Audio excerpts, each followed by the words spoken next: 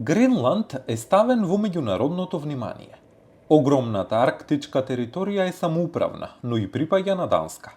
Новоизбраниот американски председател Доналд Трамп одби да ја исклучи воената сила или економските мерки за да се побара контрола на територијата, неопходни според неговите зборови за заштита на слободниот свет. Кремљ го даде овој одговор. Внимателно наблюдаем за... Ние го следиме овој драматичен развој на ситуацијата.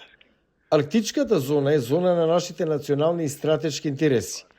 Присутни сме во зоната на Арктикот и ќе продолжиме да бидеме таму. Климатските промени отвараат нови бродски рути и пристап до вредни ресурси, вели Лијана Фикс од Советот за надворешни односи. It becomes increasingly a militarized zone. Се повеќе се претвора во милитаризирана зона, каде што не само арктичките соседи имаат пристап.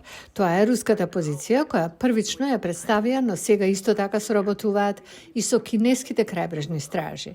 Арктичката зона се повеќе станува зона на конкуренција и ривалство меѓу големите сили и САД се загрижени дека ја губат оваа игра. Данска вели дека Гренланд не е на продажба, но е отворена за подлабока соработка со Соединетите Американски држави. Jeg har en oplevelse af en... Гледам председател кој е на пат кон Белата куќа, кој има зголемен фокус на Арктикот, можам да разберам зошто тоа го има. Тоа го имаме и од Данска, а го имаме и во НАТО. Други европски лидери ги отфрлија коментарите на Трамп.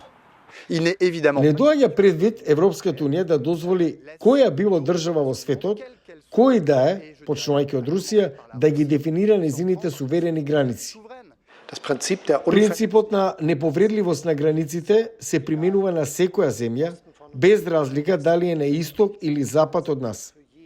Владата на Гренланд во меѓувреме се залага за референдум за целосна независност и вели дека само нејзиниот народ ќе одлучува за иднината на Гренланд.